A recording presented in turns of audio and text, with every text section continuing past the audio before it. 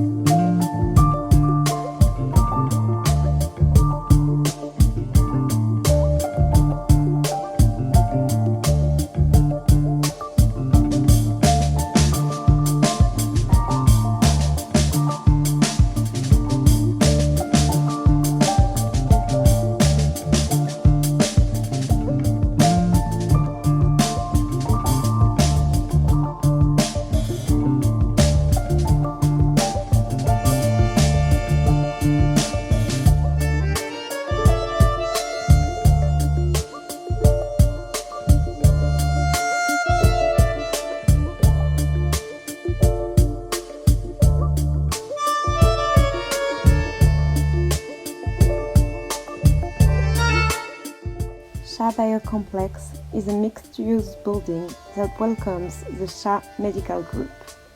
Facilities include laboratories, radioactive chemical studies, offices, and also dormitories.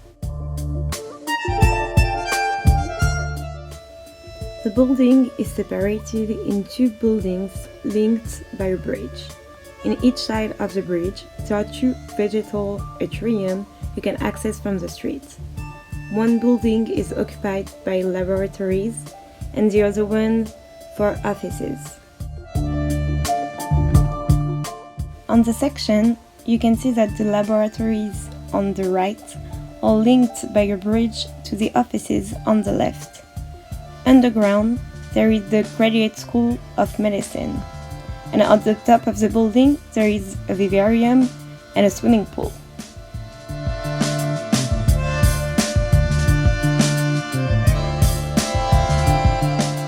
On the plan, you can see the main entrance and also the way we took to discover the building.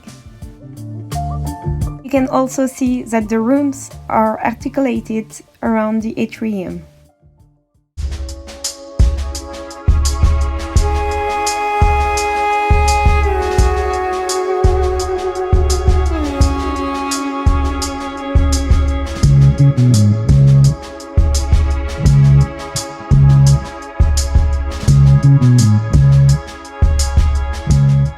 As you can see, the atrium is a really important part of the inside.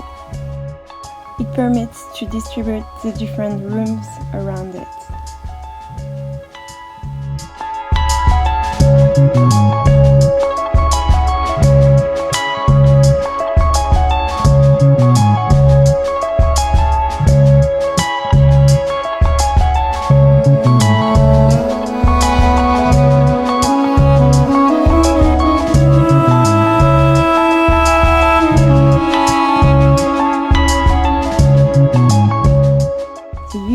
Material is interesting. The different textures as wood, soft goods, stone and glass participate in the experience of the building discovered.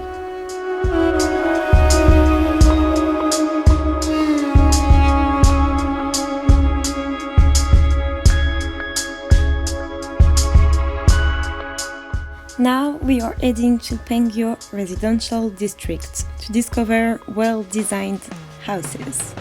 It is a 20-minute walk from the Techno Valley. As you can see on the map, the area is pretty large and contains a lot of houses.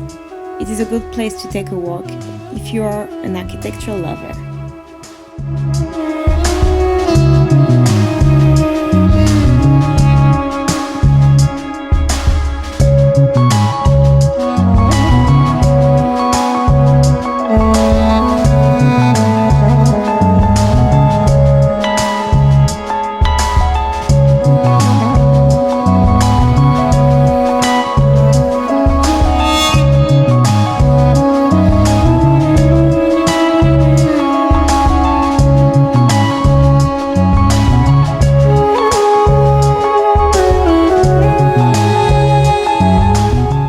This house is covered by blind facades facing the street.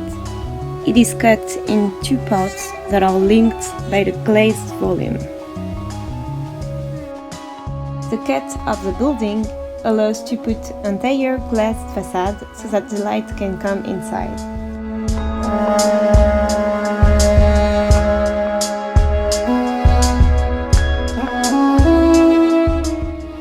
In between the volumes, there is also a garden.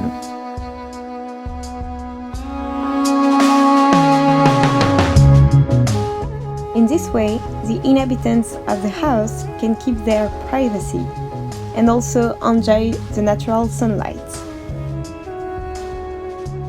I like the combination of the concrete and the wood and the glass.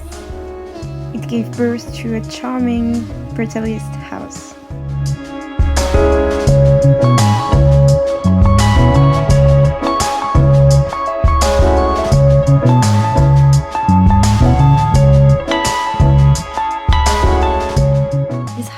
Has an interesting work on the facade. The different materials give an impression of mosaic. You can find slate bricks, glass, and aluminium.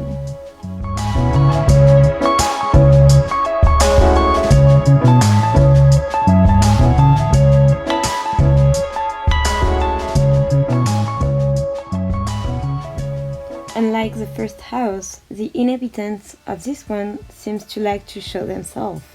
The dining table is in front of the big window facing the street.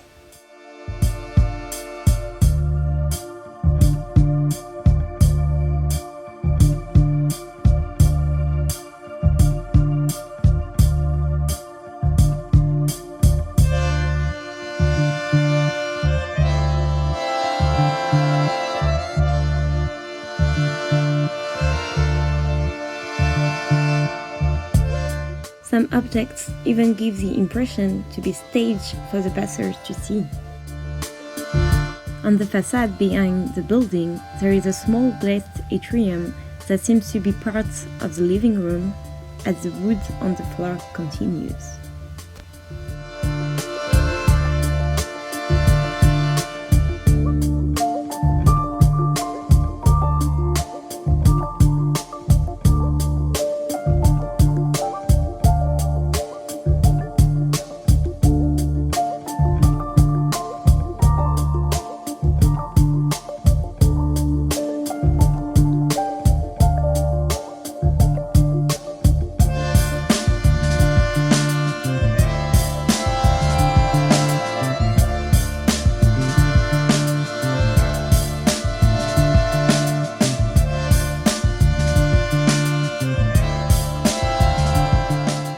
This house is divided in three parts with a dark volume in the middle. It's different from the other houses in the neighborhood who mostly deal with atriums.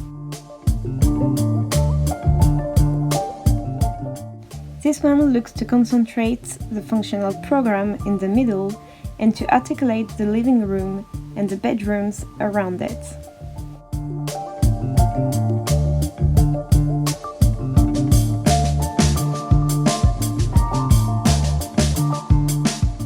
I like how the parapets remind of the diagonal lines of the building and break the orthogonality. The merging of these elements creates some great-looking graphic facade. The use of materials is pretty various and participates to give some volumes to the facade's shapes.